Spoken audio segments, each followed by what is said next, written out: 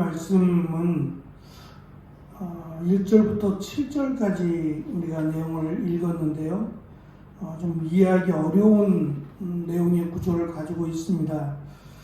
잠언의 특징이 이게 모음집이라고 하는 조각 모음처럼 1절, 2절의 내용과 1절, 2절, 3절의 내용과 또 5절, 6절, 7절의 내용이 연결이 되어 있습니다. 그런데 문제는 4절의 내용입니다. 1, 2, 3절과 5, 6, 7절을 이것이 이제 분리되어 있는 것이 아니라면 4절의 내용이 조금 연결성이 없어 보이는 내용으로 같이 묶여 있다라고 하는 점입니다. 먼저 1, 2, 3절은 지혜로운 여인 그리고 미련한 여인의 말과 행동과 그 결과에 대해서 설명을 하고 5, 6, 7절은 신실한 증인 또 거짓 증인으로 시작을 해서 미련한 자에게서 떠나야 할 것을 강조하는 내용입니다. 문제를 말씀드린 4절인데요. 4절의 내용이 소가 없으면 구유는 깨끗하려니와 소의 힘으로 얻는 것이 많다라고 하는 내용으로 이 앞뒤에 있는 단락의 내용들을 연결하고 있다라고 보면 과연 4절은 도대체 무슨 말을 하려고 하는 걸까라고 하는 의문을 갖게 한다는 겁니다.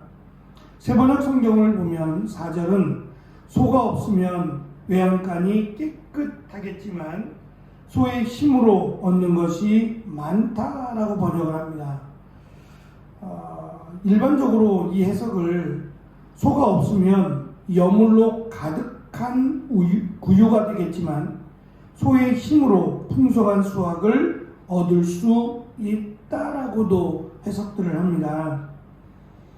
이 말의 의미가 뭐냐면 소가 없으면 구유를 채워야 할 수고를 할 필요가 없다는 거예요. 농부가 소가 없으면 굳이 때마다 끼니마다 이 구유에 소가 먹을 양식을 계속해서 채워야 될 수고를 할 필요가 없다. 하지만 그 수고를 통해서 얻는 것이 그 수고하는 것보다 소의 힘으로 얻어지는 그 수확의 힘 또는 그 결과가 더 크다라고 하는 내용입니다. 그래서 소를 키우는 것이 소에게 여물을 먹이는 수고보다 훨씬 더 크므로 이 투자를 해야 된다라고 하는 내용입니다. 자본주의 시장에서 왜 투자하냐고 묻는다면 그것은 이 화폐에 대한 가치를 대비해서 얻어지는 게 적기 때문에 자신의 가치를 지키기 위해서 더 많은 것을 소유하기 위해서 투자를 한다라고들 말합니다.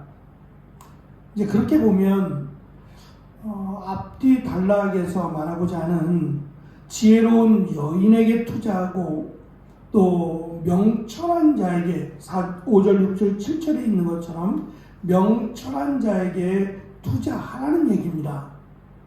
그것이 나중에 얻게 되는 소의 힘으로 얻는 것이 크다라고 하는 내용과 연결이 될 때에 과연 이것이 당시 솔로몬이 말하고자 하는 지혜로운 여인에게 투자해라. 그리고 명철한 자에게 투자해라. 라고 하는 말이 과연 이 말씀을 듣는 솔로몬 시대가 믿음의 시대라고까지도 할 수 없는데요. 그 믿음이 없는 자들에게 과연 귀에 솔깃한 말이었겠느냐라고 하는 겁니다. 지금은 어떨까 싶습니다.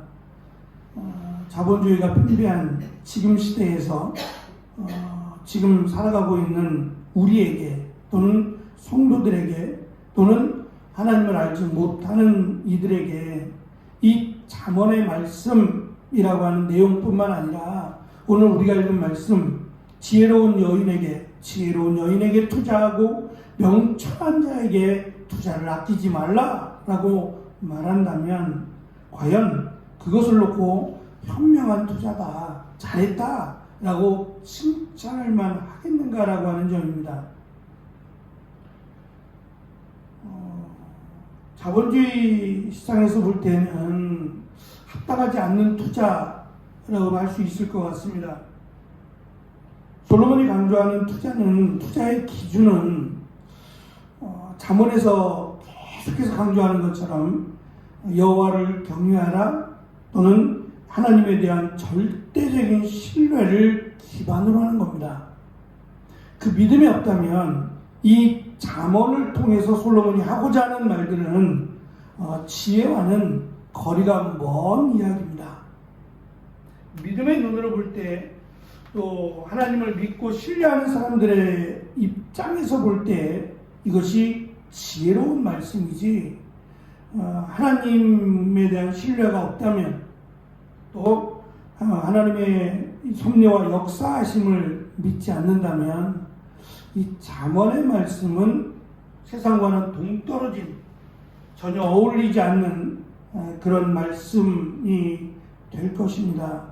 이제 그렇게 본다면 솔로몬이 지금 하고자 하는 말, 또 가르치고 강조하고자 하는 것이 무엇인지를 우리는 조금 더 귀 기울여야 할 것 같아요.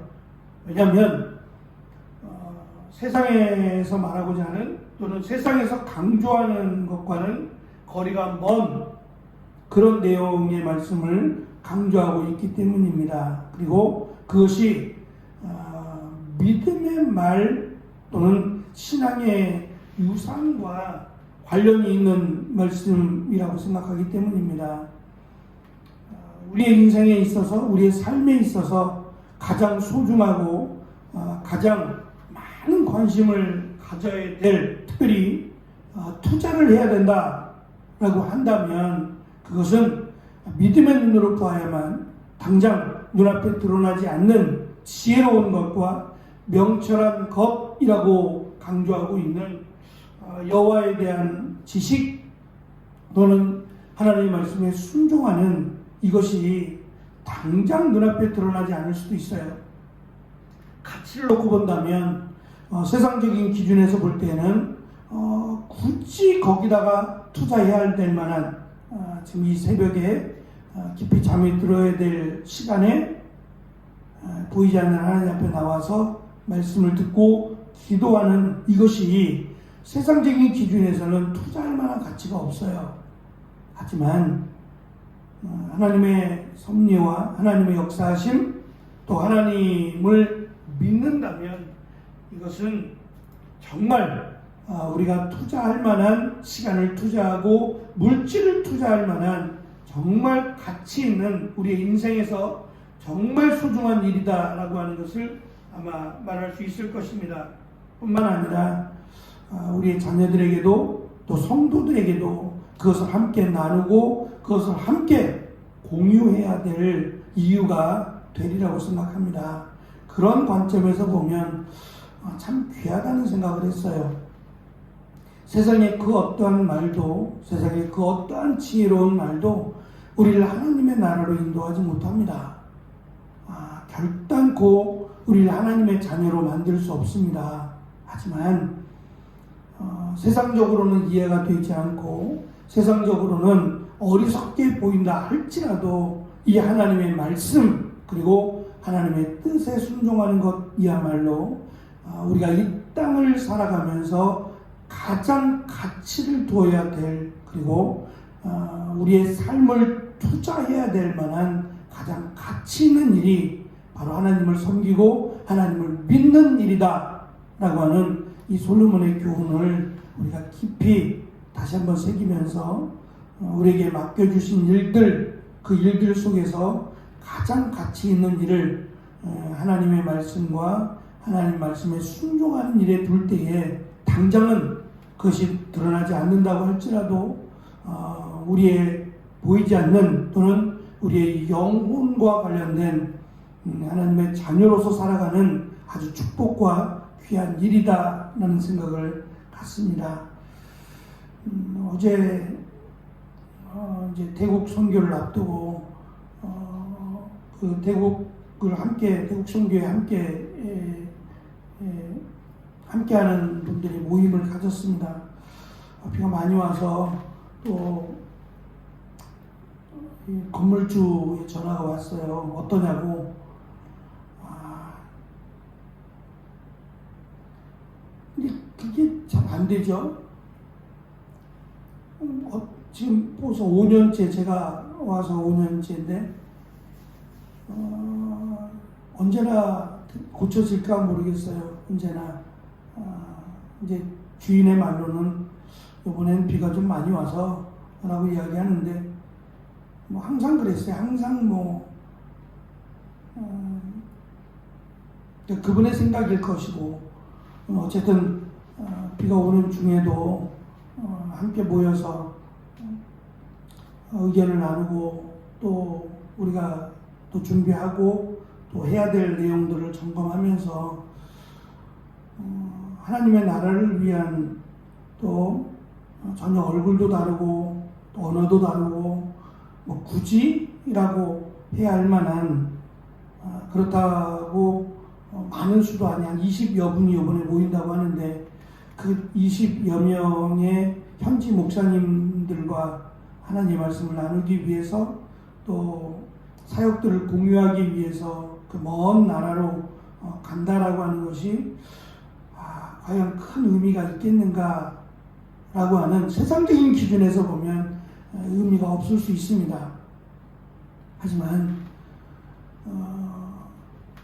복음을 들고 땅끝까지 향했던 제자들의 입장에서 보면 그것이야말로 가장 가치 있는 투자라고 하기에는 조금 너무 속된 말이고 그만한 가치가 있는 일이라고 생각했기에 목숨까지도 이 일에 걸고 나아갔던 그들의 모습을 생각해 본다면 이거는 정말 아무것도 아니다라는 생각을 갖게 합니다.